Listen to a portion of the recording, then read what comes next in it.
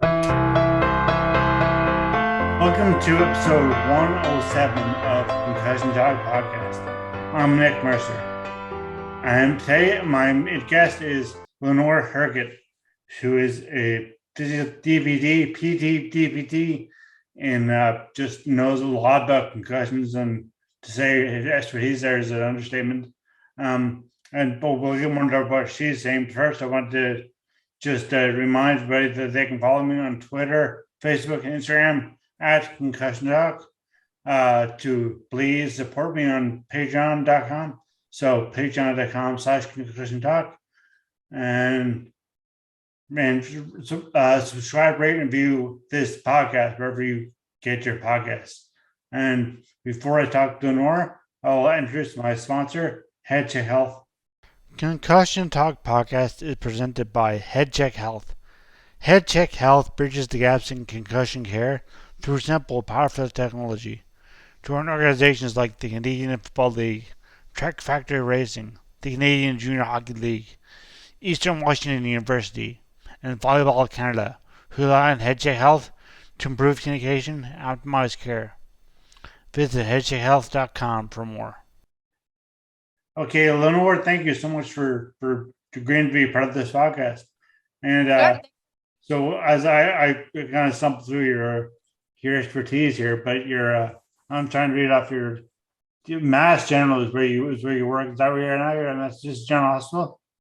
Exactly. Mass General Sports Medicine Department. Right. Okay. And there's a long bringing your bio here on the page, and it's extensive. So I guess your choice is what you'd like to know about you is that you're a senior physical therapist, and you obviously do almost specifically concussions or also orthopedic side. So yeah. So what's your I do a little bit of both. So probably 60% of my caseload is sport-related concussions, and then the rest is other sport-related musculoskeletal orthopedic injuries.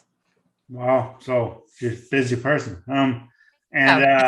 You will be, I'm not sure when in spring, I guess it is, it'll be early spring or late winter when you teach a course for Jess Schwartz, who's on episode 103 of this podcast.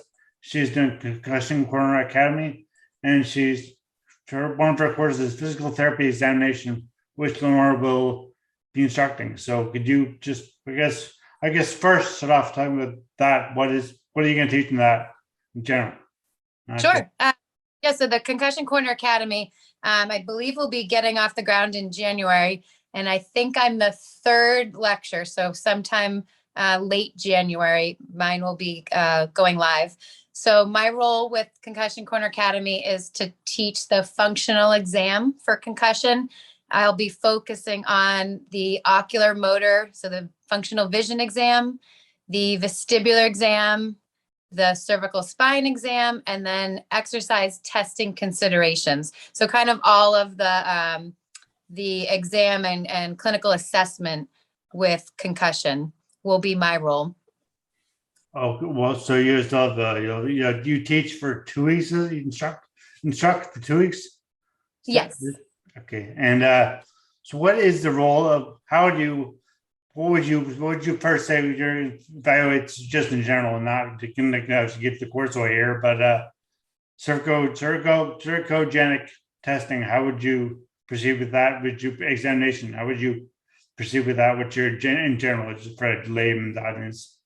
Yeah, sure. It's a good question, because a lot of times we kind of forget how much the neck is involved with the head, and how you can sustain a concussion without even hitting your head, just by the sheer force of your neck and head in a whiplash type mechanism. So because of that, a lot of the symptoms and what these people feel are very similar to the symptoms of a concussion, where they might have headache and dizziness and fogginess, but that could actually be coming from the neck. So part of like whiplash, pull you off the neck. Exactly. Right, exactly. Just like a whiplash induced injury. And so it's often concomitant with the concussion. So you're getting a neck injury with your head injury. So the cervicogenic part of the exam is to try to tease out, is the neck contributing to what they're feeling, or is it just the head? And So there are a few sorry. different, oh, sorry. I was going to say, you were going to say, I was going to say, hey, do that, but you were going to say that. So Yeah, sure. So obviously you would do your regular musculoskeletal workup, looking at ligament stability, range of motion, joint mobility, muscle palpations, strength testing. But what separates this from a regular orthopedic or musculoskeletal exam for the neck is getting into the sensory integration and proprioception testing. So there are a few good tests out there that have good sensitivity and specificity. So the ones that I use mainly and that I'll be teaching, one of them is the Smooth Pursuit neck torsion test. So it looks just like your regular Smooth Pursuit test, like an H test or an I test that you would be doing to look at eye movements. Yeah, I was going to say something. Yeah, it's exactly like that, except you have the patient rotate their head 45 degrees to one direction, and you repeat the test, and 45 degrees the other direction. Like instead of your eyes following a pen or whatever, your whole head does. Is that the idea? It's still just your eyes. Okay. So it's straight across from your patient and having their head and neck in primary position, just looking straight ahead. Now they're rotating. So you're going to be at an angle. You're still going to just watch their eyes move, but there's some torsion now through the neck. The neck is rotated. Otherwise, you do the exact same H test for Smooth Pursuit. And so what you look, does it feel different for the patient? Sometimes it causes more eye strain. And do you notice any breakdown of eye movements? So if it was smooth when you were sitting straight across from them, but now it's all saccadic and kind of choppy, that indicates that there may be some more contribution coming from the neck. Or if it hurts them more or causes more of a headache when they do the H test or the Smooth Pursuit test, if it hurts more or causes more symptoms when their neck is rotated, that's an indication that the neck is likely involved. Well, I've actually done a few podcasts on the visuo-vestibular system with Thrive Neurosport. She's Katie Mitchell is a physiotherapist and PhD researcher, PhD candidate again now in Waterloo, Ontario. And she did a few episodes of the podcast, and so did Lauren Zacks, who's the DPT in Utah. Do you know her? I do know, Lauren. Yes. And so we did a face concussion podcast together. We still do it when I haven't talked in a while, but we will. And so I'm very familiar with the visuo-vestibular system treatment for concussion. But could you just please explain what you see in it? What's your take on the whole vestibular system and how you would examine that? Right. So first, when I look at visual or vestibular? The visuo-vestibular system. So not the system, but the treatment. The whole thing. Yeah. So when I'm looking at the visuo-vestibular, the first thing I want to do is make sure the visual piece is working before I even examine the vestibular. If the oculomotor, the visual system's not working as well as it should, then that's going to affect the vestibular system too, because of the vestibular ocular reflex. So I do my thorough vision exam first, then I go into more of our vestibular visual acuity, dynamic visual acuity, things like that. And so any part of the system that's not working, from eye alignment to eye tracking at different speeds or depths, we want to make sure we're addressing that, and then bringing in the head movement piece to bring in the vestibular system to look at gaze stability as well. I can definitely see that, because actually my brain injury was a severe brain injury, not concussion, severe brain injury. In 03, and I've had double vision since my brain injury, and 3 eye surgeries. But now I'm doing vision therapy locally here at the Vision Development Center. They're on August. In August, Kara and Sarah were on my podcast. And so I've done a lot of this vision stuff with eye tracking and trying to get my eyes aligned. Well, not really aligned, because one is just a torsion, like it's the eyes twisted in the socket, I guess. And Yeah, so I definitely feel I know feel the importance of this of getting your eyes aligned and helping that helps a lot with the vestibular system with this. So once you have say you I mean mine are probably never going to align because of physical limitations with due to surgeries and my injury stuff. So but who knows? And maybe they'll, I shouldn't say they never will, but I mean, I don't know. Anyway, and I'm not a doctor, but you know, so what if once you decide that this person's that the client's eyes are I'm not saying not going to say not the problem, but not going to affect your fist or have been treated enough that the vestibular system. How would you treat the vestibular system? So sure. So then I want to get into tolerated head movements while making sure the vision is stable or the vision is clear. So it may mean that we have to slow down the pace of the head moving while looking at an object in a pretty simple room or simple background. So normally we should be able to keep a target still or in focus while moving our head at 2 hertz or 180 beats per minute with a pretty busy background. That's what we should be able to do, but that's often impaired, right?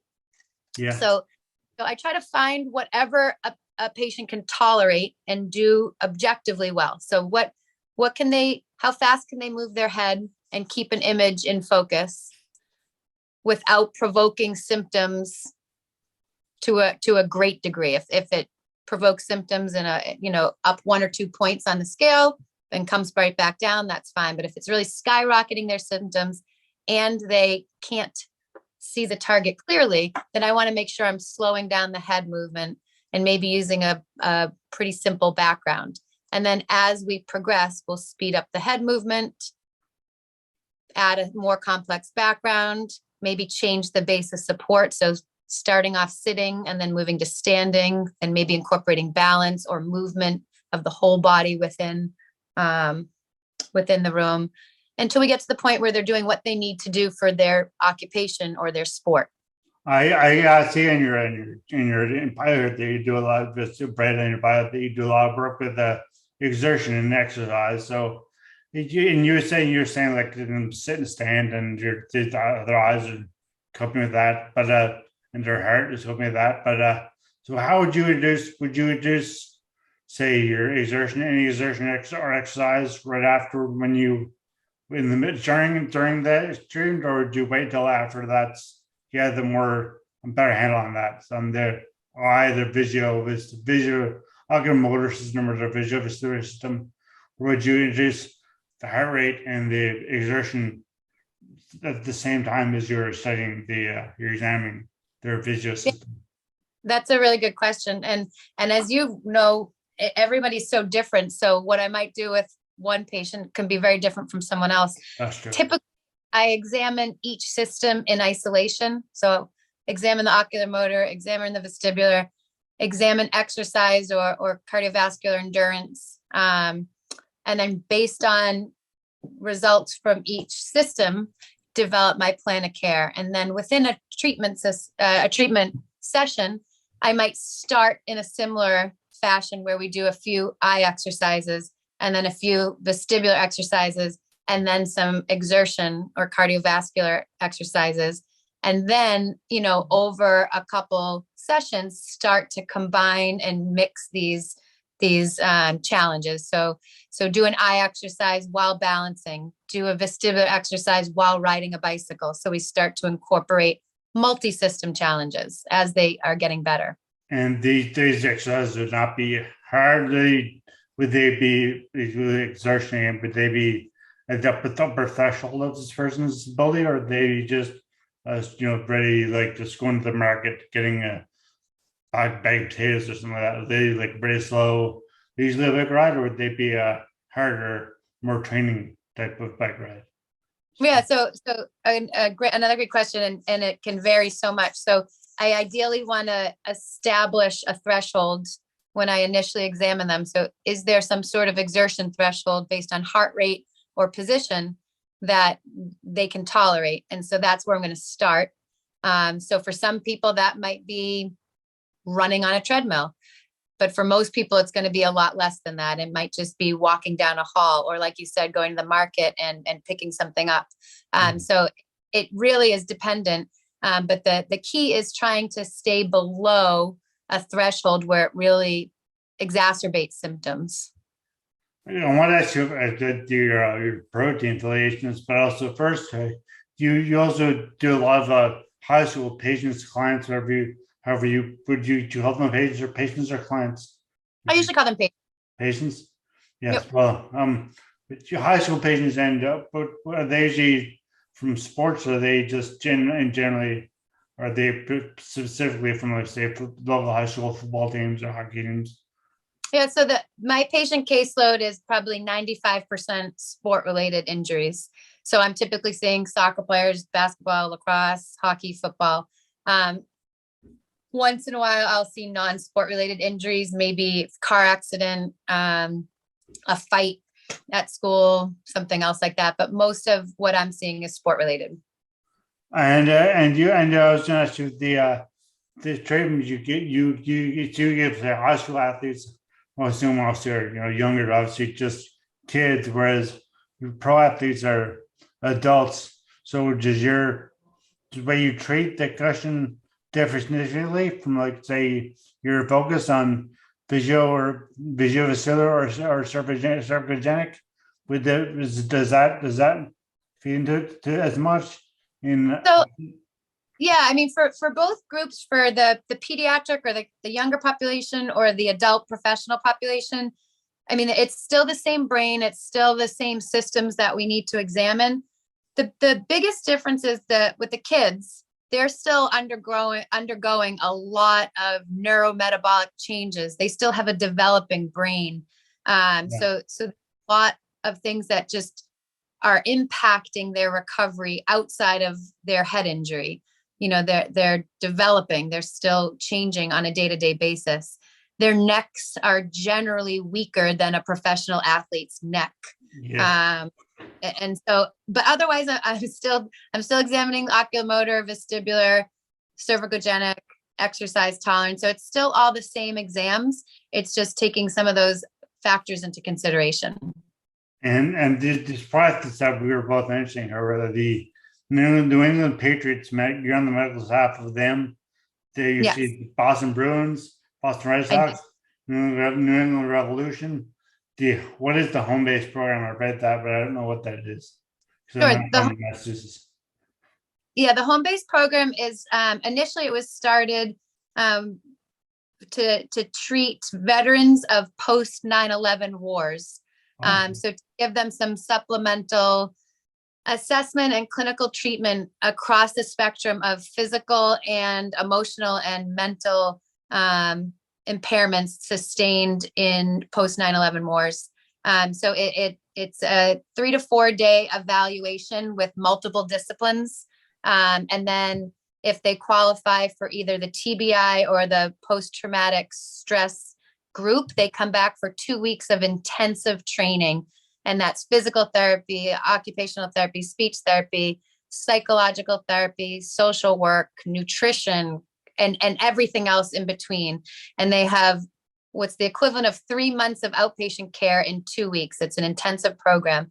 They recently opened this up to all veterans, so not just post 9/11 war veterans, but every veteran.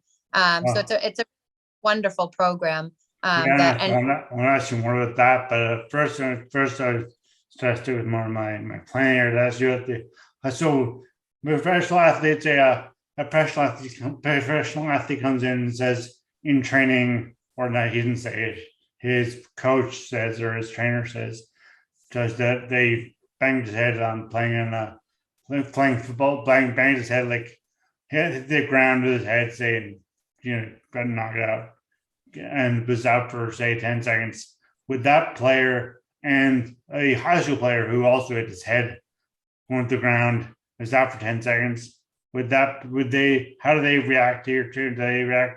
Do they attack your treatment the same way, you think? But generally not. I mean, not to shame kids or, struggling with the other issues, but like to if they're a do they attack with the same vigor as say a professional athlete who knows what their end goal is?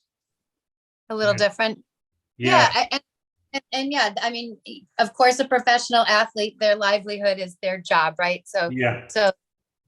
their need to play might be a little bit greater than a high school athlete. We think of our high school athletes, though, they really identify with themselves as athletes. That's their social group. That's their do every day after school. Those are their friends. That's their social network. That's what they've been working on too. So it can be equally as important for them to get back on their field or their court or on the ice. It may not be their livelihood, but as far as they're concerned, they don't know that this is their life at the time, because that's what they're going through. But of course you have, some high school kids who, maybe this is their way out. Maybe they're sick of playing. Their parents have been paying tens of thousands of dollars for 8 years of lessons and they don't want to quit, but maybe this is their way out. So certainly I've seen that as well, where they're like, you know what, I think I'm done. They still want to get better. They don't want to feel lousy. So as far as I'm concerned, we're still working on similar things. And bringing during the military aspect also in this is it's often, because obviously that would, I think, would also entail occupational therapy, psychology out there, tons of nutrition and tons of other therapists. I don't even know how to mention all of them. Definitely different types of therapists that would treat war veterans, but also must be the same as in, not the same, but similar to the same number of say therapists would also treat certain athletes and high school athletes as well. Do you often have it combined, they say, multidisciplinary therapy going with the athletes and military personnel and high school athletes? Yeah, similar. So we like to be on the lookout for a high school athlete or a professional athlete or collegiate athlete who may need to see sports psychology or neuropsychology or social work or some other discipline. So we do approach this in a multidisciplinary fashion as well. And so I'm fortunate in Boston and at Mass General Hospital that I have access to some of the greatest therapists and physicians and colleagues out there across many disciplines and many different hospitals in Boston. So Boston's there are tons of hospitals and I mean, especially brain injury related aspects of it. So Mass General, how big a hospital is that? Did your department say? That's a great question. I don't know the answer to that. I know that about 20,000 people who work there. Wow. So it's you can imagine how many patients we see. And there's also like the universities there and other hospitals as well, and even in the area. I mean, because I'm speaking from St. John's, where we're out in the middle of the North Atlantic, where there's no one near us. We're like us, and we're in Canada. Obviously, so we're not like desperate, but we're still like there's not much. Whereas in Boston is close to. I mean, they don't think are close to New York and Pittsburgh and all Philadelphia and all these little ways, but you are a lot closer than we are, and that's Hawaii kind of perspective, I guess. But right, yeah. So Kira, I want to ask you before you be ended there about the post-concussion syndrome. You do a lot with that, like the exercise with post-concussion and with the other. And the atypical concussion presentations and considerations for the military. But yeah, mostly we'll go. So it's your first in the female athlete triad, which is mentioned in your bio. So I feel fine asking you about that. What is the female athlete triad? Oh, sure. So I mean, that's outside of brain injury. That's more female athletes who maybe are under, don't have adequate nutrition and are at risk for any sort of bone stress injury or stress fractures. So that's just orthopedic side. Oh, you want do you find that is that affected though by, let's say, concussion? Would you say aspects to that are affected by if this person came to see you because they broke a leg, but they also broke a leg after a fall and like they didn't think they have it? Would you just say, okay, well, maybe something with you when you fell, did you head like, maybe hit my head, but my leg is broken, so that's the main reason I'm here. But would you also look at, say, their cervicogenic or their visuo-vestibular systems as really concussion? But that point is I'm kind of rounding here. But is Yeah, it? no, yes, certainly. If if they sustained multiple injuries to their leg and neck or head, Yeah. I'm going to treat one, and assess each one fully. It might take a little bit longer, obviously, but yeah, I would still want to put as much effort into that. If I was suspicious that there may be some sort of head injury involved also. And going back to pre the head read, post-concussion syndrome, and if we see a preseason and postseason visuo training to return to play decisions, how do you what do you do for that? Yeah, so this is mostly with the professional teams I see. So during their preseason physicals that they have with the team physician, the orthopedist, the cardiologist, I'm one of the people they see as well. So every player on each of the Boston teams gets a full baseline test where I'll get baseline data on their oculomotor, vestibular, and balance, so that if they do sustain a concussion, aside from how they feel symptomatically, I have some preseason data to go on to see if they, are they performing where they did during their preseason test. So do you feel that the baseline data is it's as important as some people think it is? Some people think it's not important at all. But what's your opinion on baseline data? Do you need baseline testing? Is that needed? To me, I think if you have the means to do it, I think it can be very useful. The two major areas that I find it the most useful is identifying those people who might have some baseline impairments that you could improve during the preseason. So if their tracking isn't where it should be, or if their balance or vestibular functioning isn't where it should be outside of having a concussion, so in the preseason, then maybe you can improve it with some prehab or some exercise, vision therapy or vestibular therapy. And then the other way is I found that some people just have abnormal baselines, like they might have an abnormal convergence or an abnormal dynamic visual acuity vestibular metric at their baseline. But if you don't have that and you're going to test it after their concussion and it's coming back as outside of the norm, and you keep working with them and not clearing them to go play because they're not testing within the norm, but you don't know that this is their norm, then you could be delaying return to play timeline. So it can help from that standpoint as well. And I guess I don't say lastly, but second lastly or third last, whoever. Have you ever sustained a concussion that you require treatment for yourself?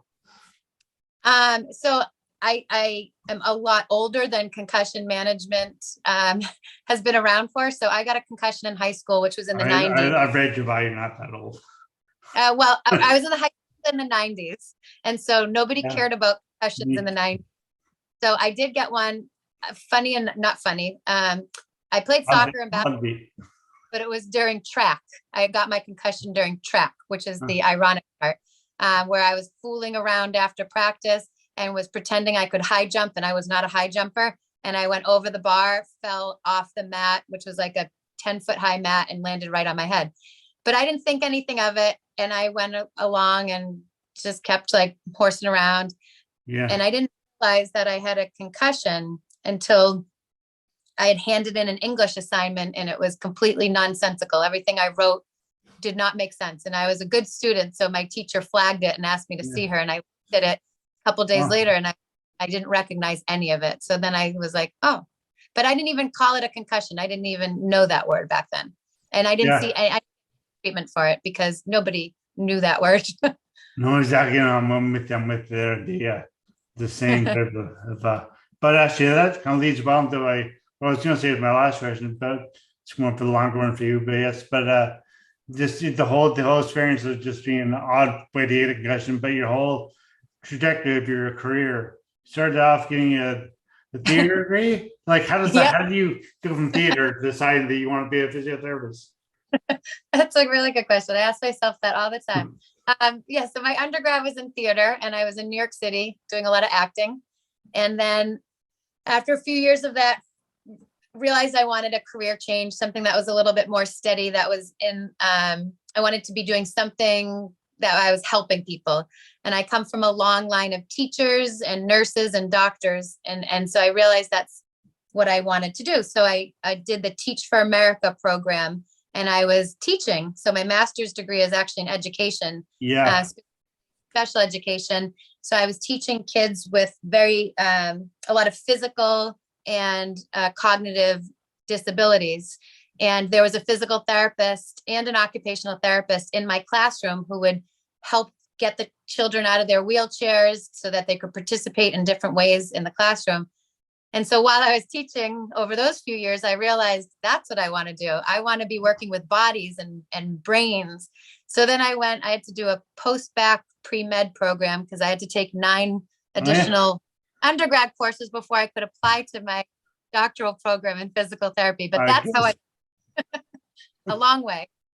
Yeah, took a long time because as you just was on to talk about her for the program, the Concussion Corner Academy, she mentioned that you were an actress yourself. So not yourself, Nick, because Jess is, but I mean you're an actress as well as a physical therapist. So do you still act, or do you give that up? I mean, if you ask my friends and family, they'd say I'm acting all the time, but I haven't done anything in a couple years. I have kids in middle school. So my extra time, when I do have any extra time, is spent at soccer games and basketball games and coaching. But it's something that I think once they graduate from high school and I have some time back, that I miss it a lot. So I want to get back into some theater. I love it. Yeah, I really miss they tell you that. I mean, it's an interesting crossover for sure. But if you're physical therapy, and you're highly into that, and you're acting. That's just an odd way to get there. But hey, however you get there, you get there, right? So exactly. I wouldn't change any of it. exactly, yeah. So you said you started the instructing the course for I guess it's teaching, but sure it says instructing the course for Dr. Schwartz's Concussion Corner Academy in January. You said you think? I believe mine will be at the end of January. Okay, and the name of your section of the course is physical therapy examination, and my first lecture is examination of the oculomotor vestibular cervicogenic and exercise. And my second lecture is the treatment. So the rehab part of it. Wow. So that's like 1 week each, right? That's like, exactly. So your one course is you'd be like, not like an hour, it'd be like a week long just teaching about. So would that be with that I'm asking here. Would that be like a very visual thing, or would that be just instructing? Because obviously now these people you're teaching would know exactly what you're talking about, really. Yeah. So the great thing is we have a lot of videos that we've pre-recorded of every single examination technique, with some great graphics to show like the exact parameters and everything. So I'll be instructing it verbally, but people will have access to the visual and all of the videos as well. So they'll really get some nice, some nice copies of what they can keep referring back to for specifics in instructional labs. And you certainly got some great other instructors also in the course with you. So it should be a very fascinating course. But absolutely. Before we end this now, would you just like to tell people how they can find you, and where is the best? Your link tree is where I found a lot of stuff, and that's also where I found a lot of links to the Mass General page, making a lot of info, and also Dr. Schwartz's program, which I know. But where how else do people find you, or if they find you or reach you, or and on social media? Yeah, so probably, and you can ask Dr. Schwartz. This is one of my biggest failures is my lack of social media prowess and knowledge. That's no failure. She's helping me circumnavigate the social media world to try to be more accessible. So Twitter is something that I'm on strictly for a professional reason. So that's probably, and it's just my name, Lenore Herget. So that is probably the easiest way for people to reach me. And then the whole Linktree Instagram thing is very new for me. So I'm learning that, but that's another way as well. And if any Hollywood directors want to reach out to you, where they give any all of the above. Okay. Yes. Well, thank you so much for being part of this podcast. Yeah. Thanks for having me, Nick. It was great talking with you. Great talking with you. The music at the beginning of this podcast is by Ben Sound. www.bensound.com.